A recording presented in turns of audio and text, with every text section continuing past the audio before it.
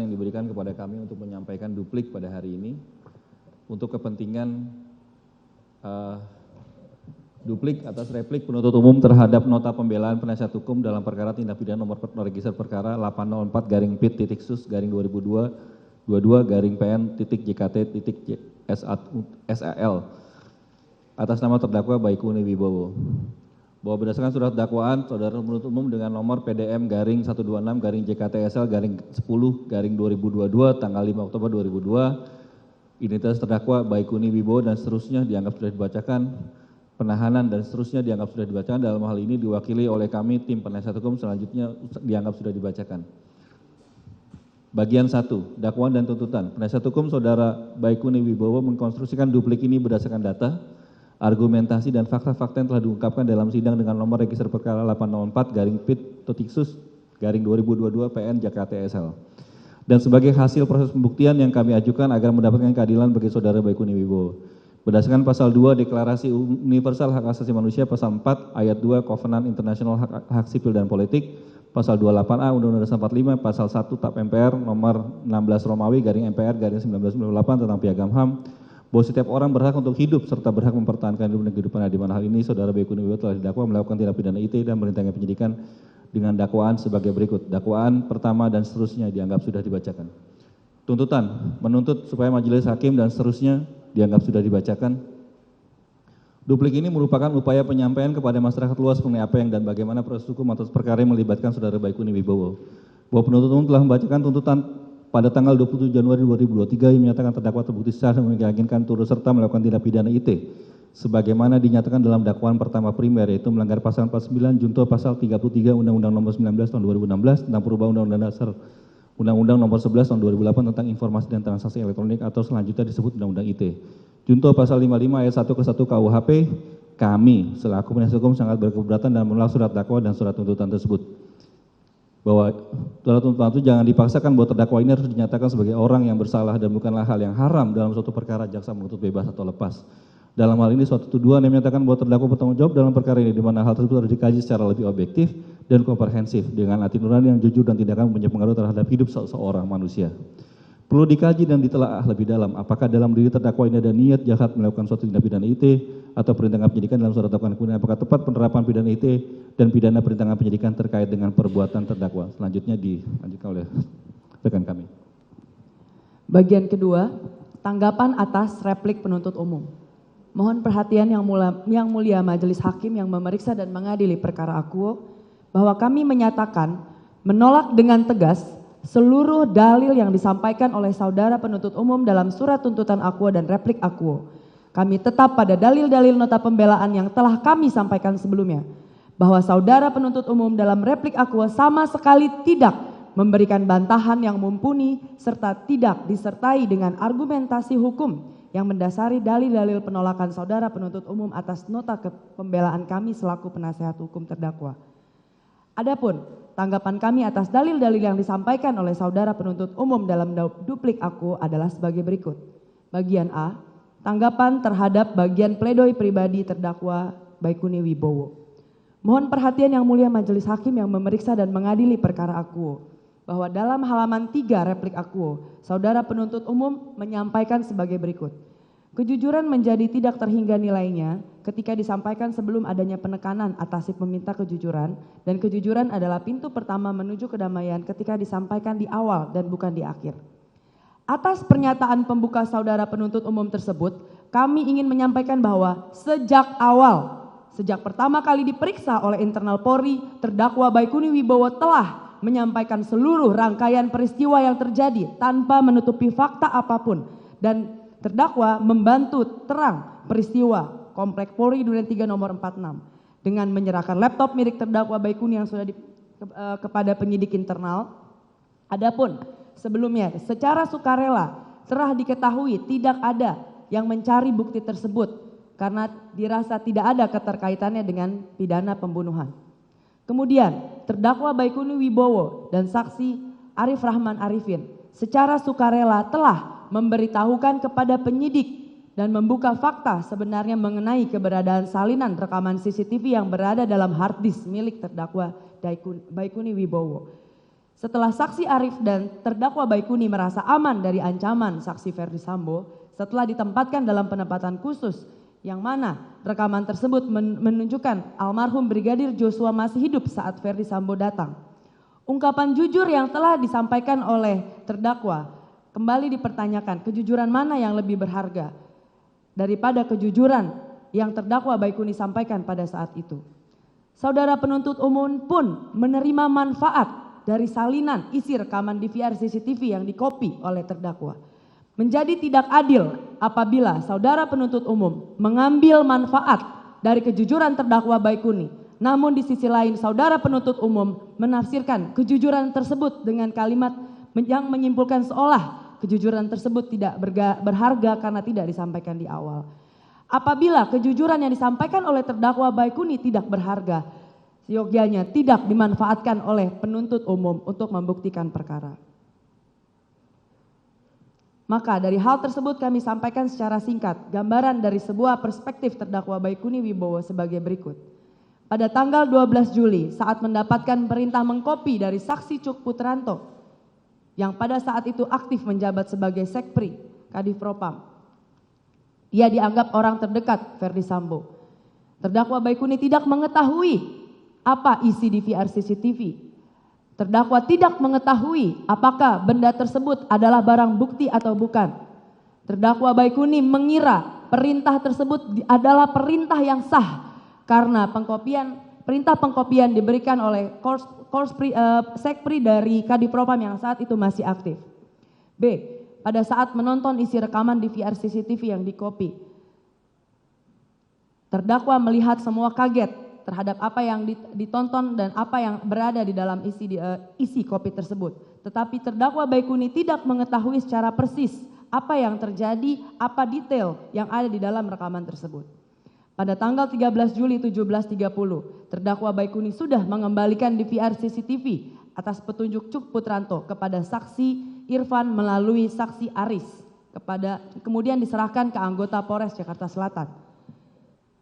Terdakwa Baikuni setelah mengembalikan DVR CCTV pada pukul 20 mendapatkan perintah terusan dari Ferdi Sambo melalui saksi Arief.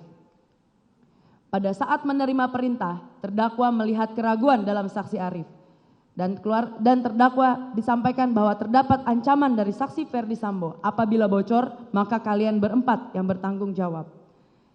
Pada saat menerima perintah terusan berupa menghapus kopian dari isi rekaman, terdakwa Baikuni melihat saksi Arief ragu dalam memberikan perintah tersebut. Terdakwa Baikuni juga melihat saksi Arief terbebani atas perintah tersebut, sehingga terdakwa menganjurkan untuk membuat backup dan kemudian disetujui oleh saksi Arief. Pada saat terdakwa Baikuni diperiksa oleh penyidik dalam BAP sebagai saksi pertama kali oleh penyidik 340, terdakwa Baikuni langsung memberikan informasi bahwa ada kejadian Brigadir Joshua masih hidup pada saat Ferdi Sambo datang. Tidak ada upaya penutup-tutupan fakta, terdakwa Baikuni menyampaikan sesuai isi rekaman yang ditonton oleh yang bersangkutan.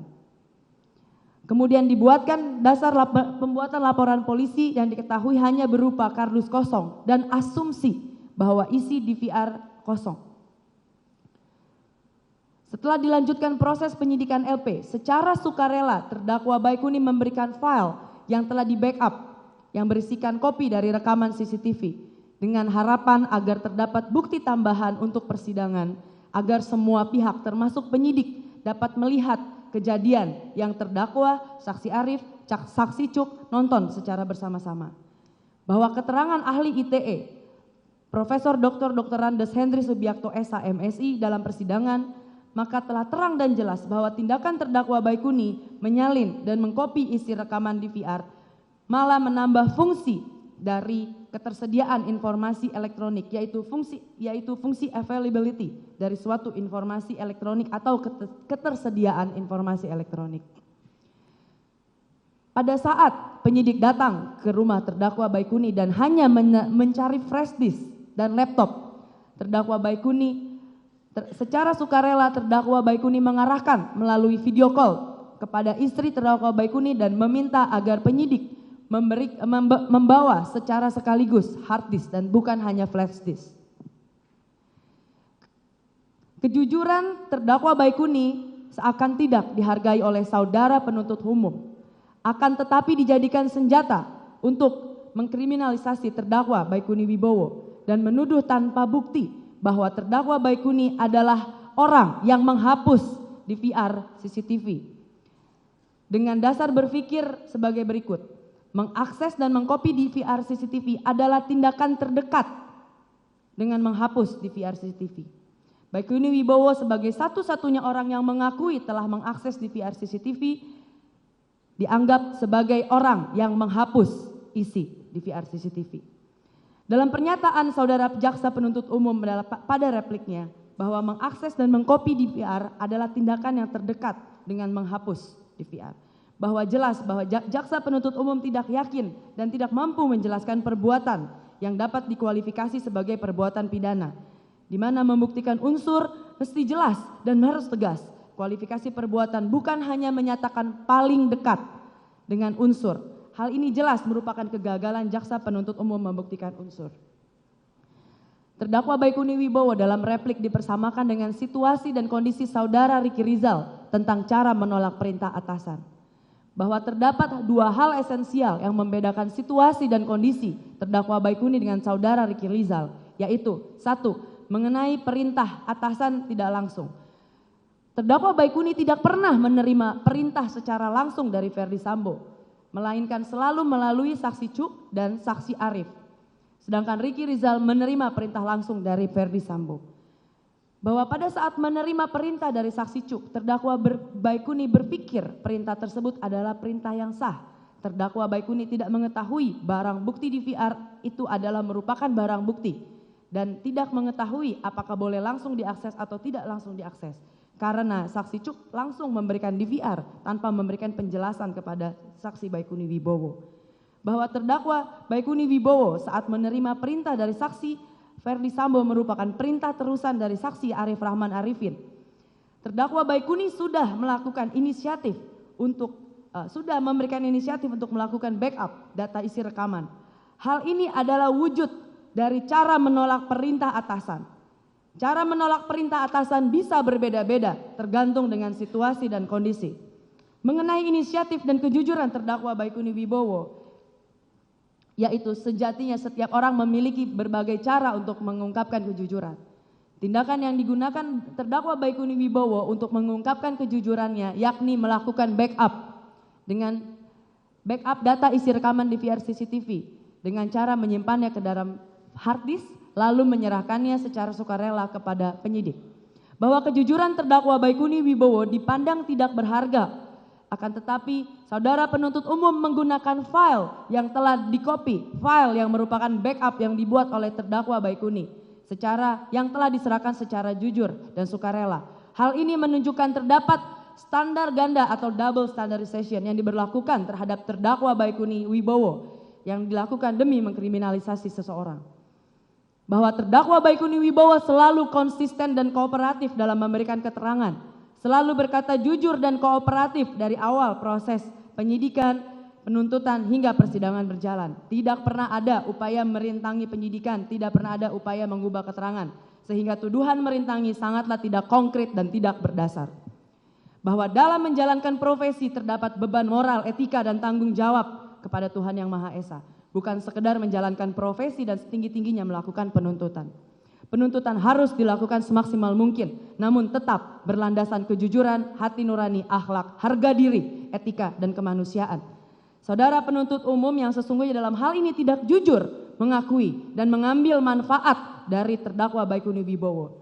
Saudara penuntut umum yang tidak berani mengakui atas nama nurani dan bungkam berbicara jujur, karena berbicara jujur tidak selalu populer.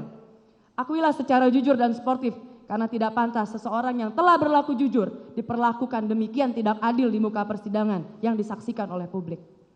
Apalagi kejujuran tersebut diungkap dengan resiko yang sedemikian besar yang disampaikan secara tatap muka untuk menentang skenario mantan atasan di muka persidangan. Bahwa selanjutnya kami penasihat hukum juga keberatan dengan pernyataan pembuka saudara penuntut umum dalam replik akuo, yakni pernyataan in dubio pro lege fori.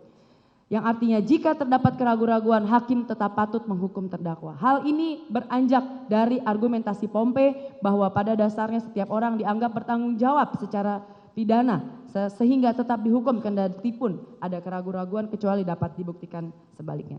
Hal tersebut dikarenakan saudara penuntut umum tidak cermat dalam menerapkan asas in dubio pro lege fori.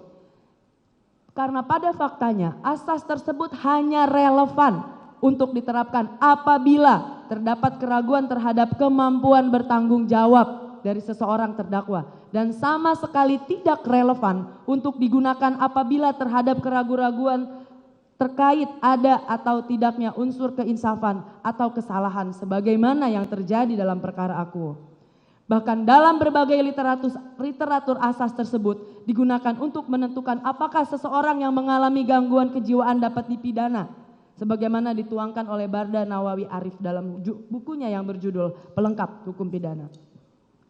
Bahwa selain uraian kami di atas, saudara penuntut umum tidak cermat dalam mengutip asas in dubio pro lege fori. Karena terkait asas tersebut masih banyak perdebatan antara para ahli hukum. Kami pun berpendapat bahwa terkait asas in dubio pro lege fori lebih tepat digunakan untuk kodifikasi hukum sebagaimana dapat kami kutip dalam literatur yang ditulis oleh Gunther Philipp dalam bahasa Perancis dianggap sudah dibacakan. Yang dapat diterjemahkan sebagai berikut.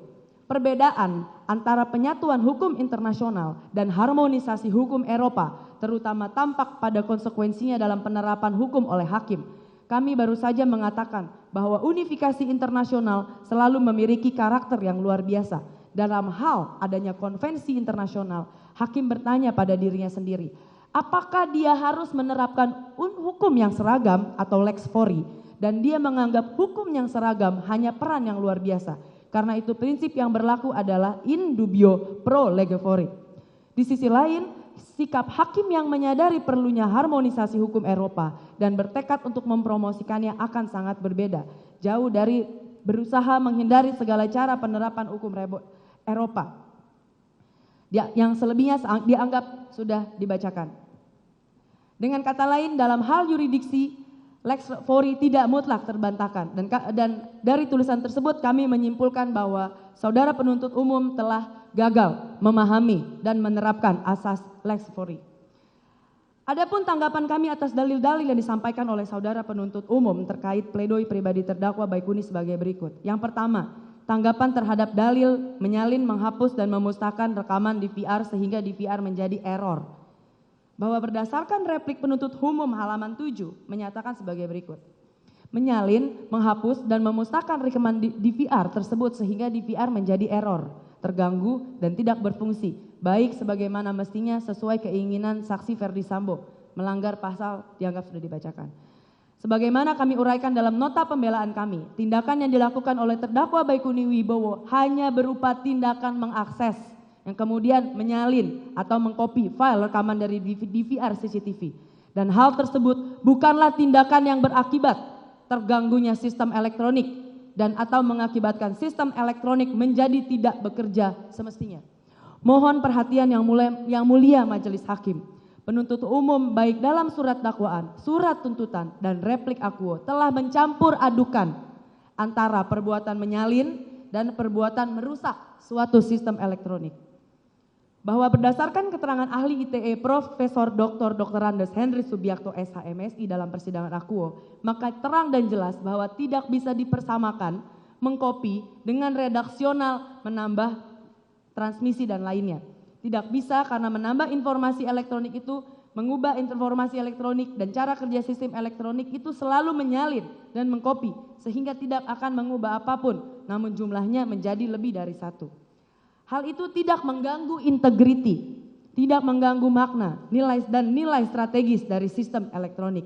Sehingga dokumen asli tidak ada tetapi dokumen salinan yang akan sama persis, maka itu dianggap alat bukti yang sama. Mohon perhatian yang mulia majelis hakim yang memeriksa perkara akuo, bahwa terkait hasil pemeriksaan laboratorium nomor 3337 pada pokoknya menyatakan terdapat abnormal shutdown dan dalam log file DVR CCTV. Yang menyatakan aktivitas abnormal shutdown sebagai berikut dianggap sudah dibacakan. Berdasarkan keterangan log file, diketahui adanya aktivitas abnormal shutdown dalam log file tersebut. Lebih lanjut, berdasarkan alat bukti keterangan saksi Cuk Putranto dan keterangan terdakwa, diketahui fakta bahwa terjadi aktivitas abnormal shutdown pada rentang waktu pukul 14 sampai 20.00. Padahal terdakwa Baikuni Wibowo dan saksi Cuk Putranto beserta anggota Prodam lainnya sedang berada di pantry pada saat jam tersebut. Terdakwa Baikuni Wibowo tidak menggunakan laptop, tidak mengakses DVR CCTV selama rentang waktu tersebut. Tetapi mengapa terdapat aktivitas abnormal shutdown? Berdasarkan keterangan ahli Hermansyah dalam persidangan, terang dan jelas sistem file berada di Raspberry bukan di hard disk, bukan di log file. Ini cukup disimpan dalam Raspberry. Saat DVR CCTV berada dalam penguasaan terdakwa Baikuni, faktor-faktor seperti abnormal shutdown, guncangan, suhu udara, yang tidak terlalu ekstrim, tidak akan menyebabkan kerusakan pada DVR CCTV. Lebih lanjut, Prof. Henry dalam persidangan menjelaskan cara kerja sistem elektronik selalu menyalin, sehingga tidak mengubah apapun. Hal itu tidak mengganggu integriti. Terdapat tindakan terdakwa Baikuni yang berupa menyalin dan menghapus kopi dari laptop pribadi tidak didukung dengan alat bukti di persidangan, sehingga tidak terungkap fakta hukum bahwa terdakwa Baikuni Wibowo merupakan pihak yang membuat tidak dapat diakses DVR CCTV kompleks Duren 3 karena aktivitas abnormal shutdown telah terjadi bahkan sebelum penguasaan, sebelum DVR ada pada terdakwa Baikuni Wibowo. Aktivitas abnormal shutdown juga tercatat dalam log file pada saat posisi DVR berada di mobil dan tidak diakses, tidak terkoneksi listrik. Dan abnormal shutdown tidak menyebabkan kerusakan pada isi DVR CCTV. Bahwa terdakwa Baikuni Wibowo hanya menghapus kopi atau salinan dari DVR CCTV yang terdapat dalam laptop pribadi atas perintah Kadif Propam diteruskan oleh terdakwa Arif. Tidak terungkap bahwa terdakwa Baikuni telah menghilangkan isi asli DVR. Terdakwa Baikuni hanya menghapus salinan dari DVR CCTV yang terdapat dalam laptop pribadi dan itu pun telah di backup di dalam hard disk. Sehingga berdasarkan keterangan ahli ITE, dokumen tersebut adalah dokumen yang sama dan bukan dokumen yang telah dihilangkan atau tidak terhapus. Kedua, tanggapan terhadap melawan rasa takut dari kuasa seorang Kadif Propam. Bahwa berdasarkan replik penuntut umum halaman 8 menyatakan sebagai berikut. Mengapa niat yang tulus yang pada pokoknya menegakkan hukum dan kebenaran tersebut, di mana walaupun harus melawan rasa takut terdakwa untuk melawan kuasa seorang saksi Ferdi Sambo dalam kurung Kadif Propam, tidak terdakwa lakukan sejak awal menerima perintah dari Ferdi Sambo melalui saksi Cuk dan Arif Rahman. Bahwa sebagaimana telah kami uraikan dalam nota pembelaan kami, tindakan terdakwa Baikuni Wibowo dimulai dari tindakan mengkopi isi rekaman CCTV.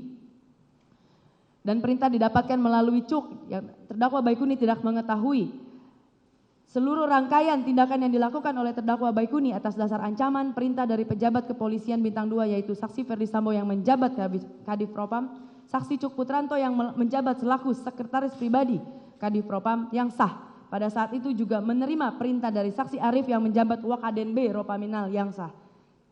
Sehingga tindakan saksi Baikuni melakukan perintah Cuk dan perintah Arif hanya menjalankan perintah Jenderal Bintang 2 yang saat itu memiliki kekuasaan begitu besar. Disertai dengan ancaman kepada para terdakwa dan para saksi lainnya yang kemudian dijalankan dengan adanya dasar itikat baik terdakwa Baikuni Wibowo atas arahan saksi Cuk dan selaku Korspri dan ketika menghapus atas arahan Arif Rahman Arifin dan saat itu terdakwa Baikuni sudah melakukan backup. Bahwa berdasarkan fakta hukum yang terungkap dalam persidangan mengenai adanya perintah disertai ancaman di antara pelaku tidak memiliki pengetahuan yang serupa mengenai peristiwa yang terjadi.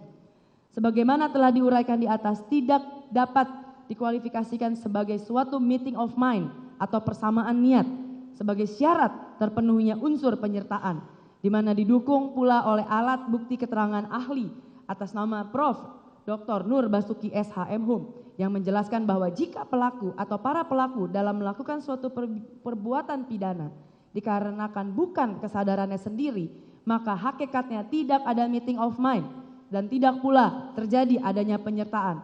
Dalam konteks seperti itu tidak dapat dinyatakan turut serta melakukan.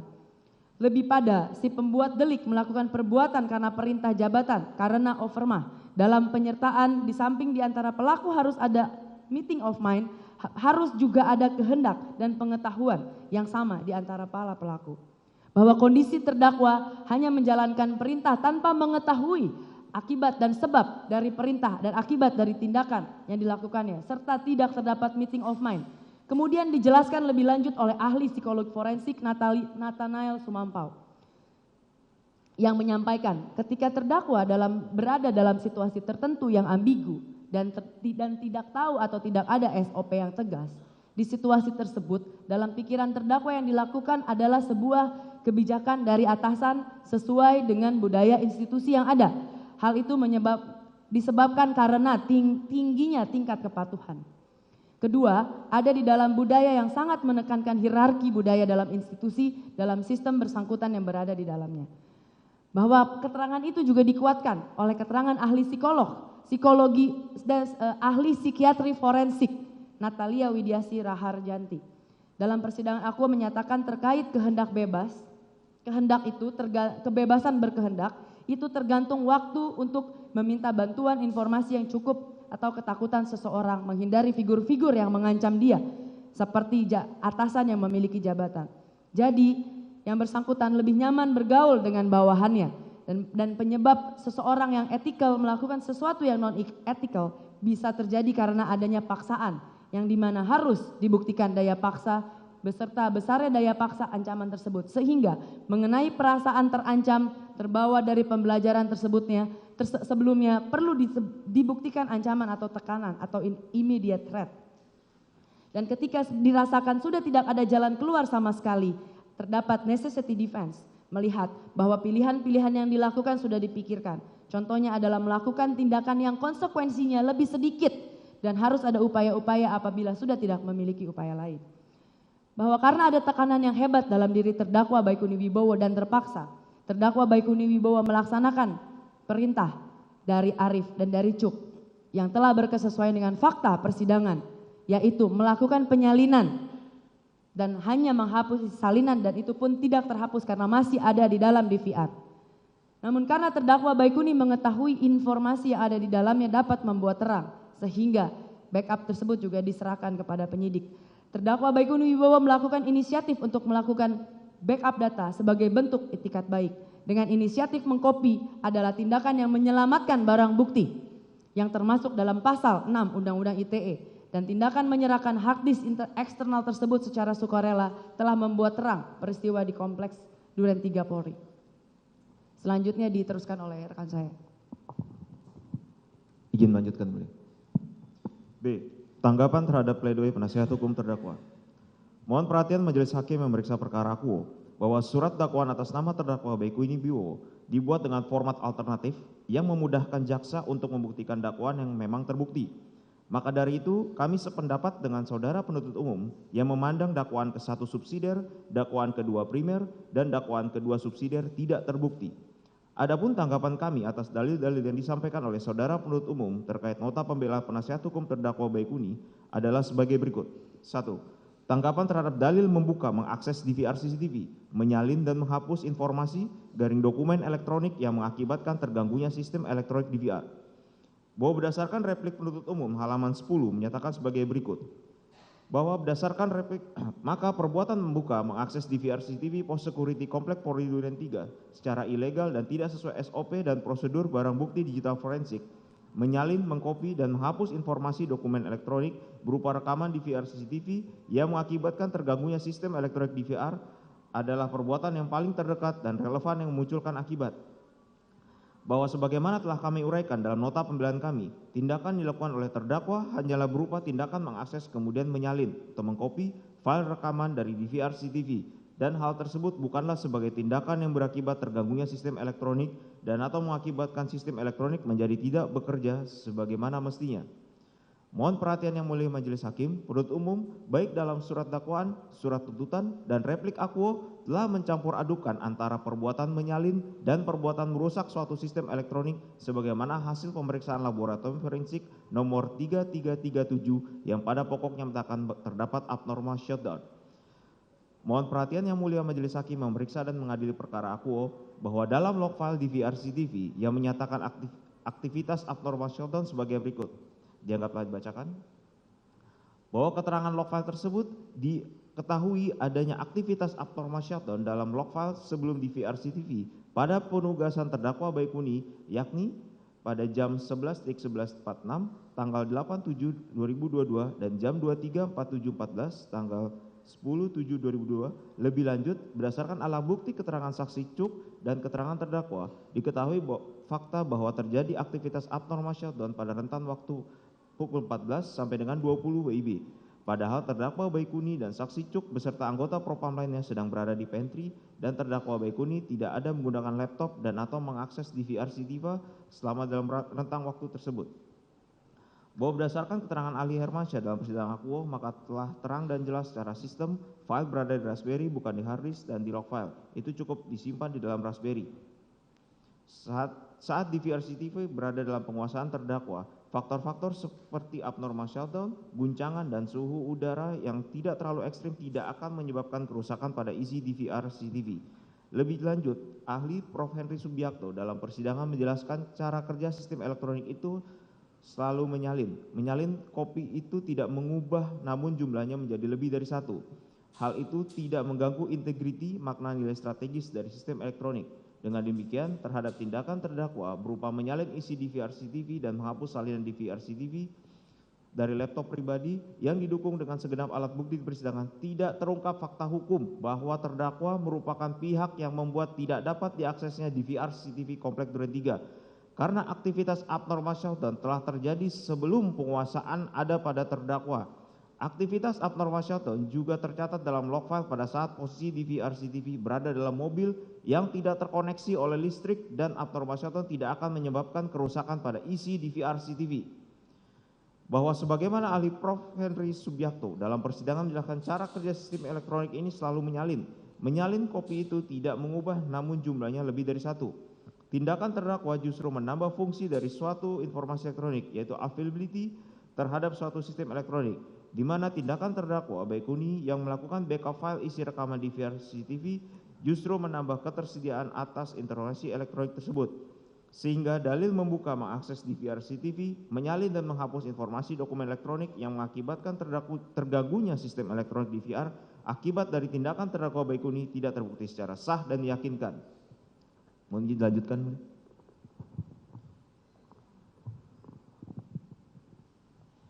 Mohon izin melanjutkan Yang Mulia. Nomor 2, tanggapan terhadap pengetahuan terdakwa Baikuni Wibowo tentang peristiwa pidana pembunuhan di rumah saksi Ferdi Sambo. Bagian A, bahwa penuntut umum dalam replik akuo halaman 11 menyatakan sebagai berikut. Dianggap dibacakan. Bagian B, bahwa sebagaimana telah kami uraikan dalam nota pembelaan kami, terdakwa waktu Baikuni Wibowo mengetahui adanya berita tentang tembak-menembak antara polisi melalui berita online sebelum adanya perintah dari saksi Ferdi Sambo. Selanjutnya, bahkan ketika saksi Arif Rahman Arifin mencoba mengkonfirmasi bahwa beliau melihat almarhum Brigadir Joshua masih hidup ketika saksi Ferdi Sambo sampai ke TKP, saksi Ferdi Sambo malah menyatakan bahwa terdakwa Arif Rahman Arifin keliru, sehingga tidak mungkin terdakwa Baikuni Wibowo dapat mengetahui fakta atau kronologi kejadian yang sebenarnya yang terjadi.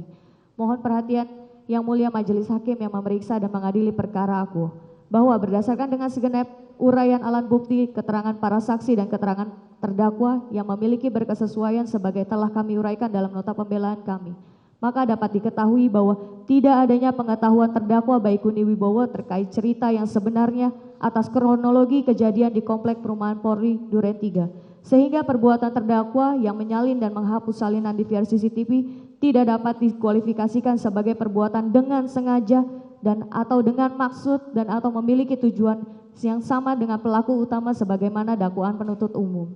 Yang ketiga, tanggapan terhadap kemampuan untuk menolak perintah atau permintaan yang disampaikan langsung oleh saksi Ferdi Sambo dilanjutkan oleh rekan saya. Izin melanjutkan. Poin 3, tanggapan terhadap kemampuan untuk menolak perintah atau permintaan yang disampaikan langsung oleh saksi Ferdi Sambo. A, bahwa penuntut umum dalam replik aku halaman 13 menyatakan sebagai berikut dianggap dibacakan. Poin B, mohon perhatian Yang Mulia Majelis Hakim yang mengadili perkara aku, perlu dicermati pada perkara ini bahwa terdakwa Baikuni Wibowo hanya seorang anak buah yang sedari awal sudah dikondisikan dan ditangiskan oleh atasan Ferdi Sambo yang berstatus Jenderal Bintang 2 beserta istrinya Putri Chandrawati, yang kemudian perintah tersebut diteruskan kepada saksi Cuk Punteranto dan saksi Arif Rahman Arifin, kemudian diperkuat dengan kebohongan secara masif dan bersama-sama oleh Kuat Ma'ruf, Ricky Rizal, dan Richard Eliezer yang pada waktu itu belum mengakui dan masih menutupi peristiwa yang sebenarnya terjadi. Ketidakjelasan informasi dari Humas dan Kapolres Jakarta Selatan tentang peristiwa yang terjadi di Komplek Polri Duren 3.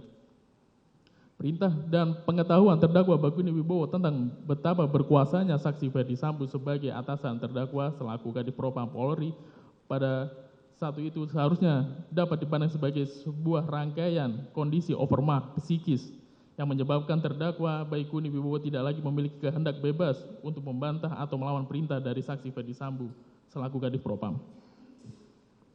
Poin C, mohon perhatian yang mulia Majelis Hakim yang mengadili perkara akuo bahwa rangkaian kondisi dan ancaman yang diterima oleh terdakwa Baikuni Wibowo sebagaimana disebutkan terbukti efektif menyebabkan terdakwa Baikuni Wibowo tidak lagi memiliki kehendak bebas untuk membantah atau melawan perintah dari saksi Ferdi Sambo tersebut dan terpaksa mematuhi perintah tersebut dikarenakan berdasarkan pemeriksaan dari ahli psikologi forensik atas nama Nathanael Sumampau PhD diketahui bahwa terdakwa Baikuni Wibowo dididik sedari dini untuk mematuhi atasan dan memiliki hasil skor kepatuhan yang tinggi terutama ketika berada dalam institusi yang sangat menekankan hierarki sebagaimana disampaikan oleh ahli Nathanael Sumampau di bawah sumpah dalam persidangan pada tanggal 19 Januari 2023. Poin D, mohon perhatian yang terhormat Majelis Hakim memeriksa perkara akuo bahwa rangkaian kondisi dan ancaman yang diterima oleh terdakwa Baikuni Wibowo serta tingkat kepatuhan yang tinggi terdakwa Baikuni Wibowo terhadap atasannya sebagai disebutkan di atas terbukti efektif menyebabkan terdakwa Baikuni Wibowo tidak lagi memiliki kehendak bebas untuk membantah atau melawan perintah terusan dari Ferdi Sambo tersebut dan terpaksa mematuhi perintah tersebut yang kemudian berkesesuaian dengan pemeriksaan ahli psikologi forensik atas nama Dr. Natalia Widiasi Raharjanti, SPKJ, MPD, KID. Diketahui segenap kondisi yang dialami oleh terdakwa Baikuni Wibowo menyebabkan dirinya tidak memiliki jalan keluar lain atau no way out atau dapat meminta pertolongan ke orang lain sehingga harus mengambil tindakan yang paling sedikit merugikan semua pihak. Poin E, mohon perhatian Majelis Hakim yang memeriksa perkara aku bahwa rangkaian kondisi dan ancaman yang diterima terdakwa Baikuni Wibowo, tingkat kepatuhan yang sangat tinggi terdakwa Baikuni Wibowo terhadap atasannya, serta telah terbukti bahwa secara psikis dirinya tidak memiliki jalan keluar ataupun meminta pertolongan ke orang lain sehingga harus mengambil tindakan yang paling sedikit merugikan semua pihak sebagaimana disebutkan di atas berkonsekuensi logis dan yuridis bahwa terdakwa Baikuni Wibowo memenuhi kualifikasi sebagai pihak yang harus dilepaskan dari segala tuntutan pidana dalam perkara akuo karena terbunyinya unsur daya paksa atau overmah dalam melaksanakan tindakan serta adanya suatu kondisi di mana terdakwa Baikuni Wibowo mendapat instruksi yang membuat kondisi tidak nyaman atau terancam secara psikis sehingga menyebabkan adanya konflik batin, situasi ambigu yang berakibat timbulnya penerapan norma darurat yaitu berupa patuh pada perintah atasan. Poin F, mohon perhatian yang terhormat Majelis Hakim yang memeriksa perkara aku bahwa segenap perbuatan yang dilakukan oleh terdakwa Baikuni Wibowo merupakan perbuatan itikat baik yang diberikan oleh pihak yang memiliki surat perintah dan masih dalam lingkup kewenangan sebagai anggota Polri untuk mentaati segenap perintah atasan. Selama pihak yang memberikan perintah adalah pihak yang berwenang, dalam hal ini perintah tersebut berasal dari Kadif Propam, yakni Ferdi Sambo yang pada saat itu masih menjabat. Poin G, bahwa meskipun seluruh perintah diberikan oleh pejabat yang berwenang, masih sesuai dengan tupoksi, namun ada keraguan dalam diri terdakwa untuk menjalankan perintah untuk menyalin dan menghapus salinan di CCTV karena isi rekaman di CCTV yang telah disaksikan bersama-sama dengan saksi Arif Rahman Arifin, saksi Cuk Putranto, dan saksi Ridwan Soplanit bertentangan dengan kesaksian yang diceritakan oleh saksi Ferdi Sambo. Oleh karena itu, dengan itikat baik terdakwa dan saksi Arif Rahman Arifin sepakat untuk membackup rekaman CCTV tersebut ke dalam hard disk milik terdakwa Baikuni Wibowo sebelum memformat lalu mematahkan laptop.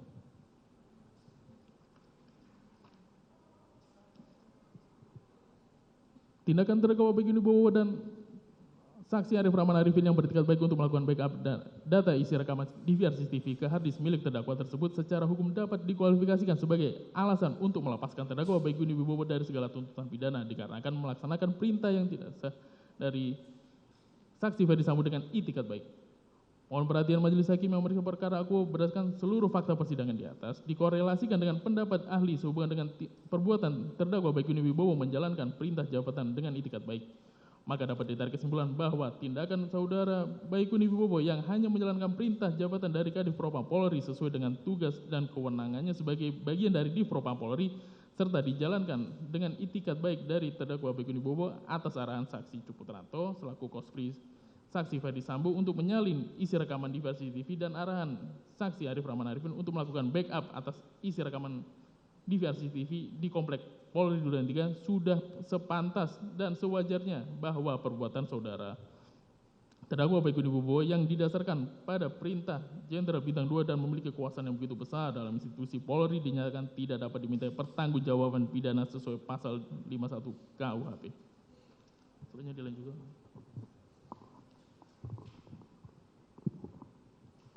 Bagian ketiga permohonan dan penutup. Pada akhirnya setelah kami menyampaikan argumen hukum, pandangan dan penilaian yang dari kacamata juris terhadap posisi Baikuni Wibowo, dengan ini kami mohon kepada majelis hakim PN Jakarta Selatan yang memeriksa dan mengadili perkara Aqua memutuskan amar sebagai berikut. 1. Menyatakan saudara terdakwa Baikuni Wibowo tidak terbukti secara sah dan meyakinkan bersalah melakukan tindak pidana sebagaimana didakwakan oleh dakwaan ke-1 primer maupun dakwaan subsidiar ke-1 subsidiar, dakwaan ke-2 primer ataupun dakwaan ke-2 subsidiar. 2. Membebaskan terdakwa Baikuni Wibowo dari segala dakwaan diajukan oleh penuntut umum atau fresh-prah dan dari tahanan. 3. Melepaskan terdakwa Baikuni Wibowo dari segala tuntutan hukum karena persidangan Aquo seharusnya menerapkan asas nafia prinsipal karena segenap tindakan terhadap Baikuni telah diuji secara administratif. 4. Melepaskan terdakwa Baikuni Wibowo dari segala tuntutan hukum atau onslaught van alle rechtsvervolging karena peradilan atas nama terdakwa ini tidak sah mengingat tidak adanya izin hukum dan seterusnya. 5. Melepaskan terdakwa Baikuni Wibowo dari segala tuntutan hukum atau onslaught van alle rechtsvervolging karena terbukti adanya alasan penghapus pidana sebagai tersebut dalam pasal 48. 6. Melepaskan terdakwa Baikuni Wibowo dari segala tuntutan hukum onslaught van alle rechtsvervolging karena terbukti adanya alasan penghapus bagaimana dengan pasal 51. 7. Memulihkan nama baik, harkat, martabat dan kedudukan terdakwa Baikuni Wibowo ke dalam keadaan semula. 8. Memulihkan hak terdakwa Baikuni Wibowo. 9. Membebankan biaya perkara kepada negara. Untuk itu, bila mana majelis hakim berpendapat lain, bagi memohon putusan yang seadil-adilnya atau ex aequo et bono kepada majelis hakim yang terhormat dengan mempertimbangkan hal-hal yang meringankan diri terdakwa untuk memutus sebagai berikut. 1. Terdakwa belum pernah dihukum. 2. Selama dalam proses persidangan terdakwa bersikap sopan, jujur dan telah kooperatif dalam mengikuti jalannya proses persidangan dengan baik. 3. Terdakwa merupakan tulang punggung keluarga. 4. Terdakwa telah menyesali perbuatannya. 5. Terdakwa telah banyak berjasa pada bangsa dan negara Republik Indonesia. 6. Segenap proses persidangan peroleh manfaat dari keuntungan dari adanya perbuatan terdakwa Baikuni Wibowo karena telah membuat terang pembuktian dalam perkara Aquo. Sebagai penutup, kami kembalikan semuanya kepada pertimbangan, penilaian, serta keyakinan majelis hakim. Kami mohon agar majelis hakim memberikan putusan yang seadil-adilnya berdasarkan kepastian hukum dan rasa keadilan dalam masyarakat. Demikian duplik ini kami sampaikan atas perhatian yang mulia majelis hakim. Yang terhormat saudara jaksa penuntut umum dan hal ini persidangan kami ucapkan terima kasih. Jakarta 8 Februari 2023. Hormat kami tim penasihat hukum terdakwa Baikuni Wibowo. Terima kasih yang mulia majelis.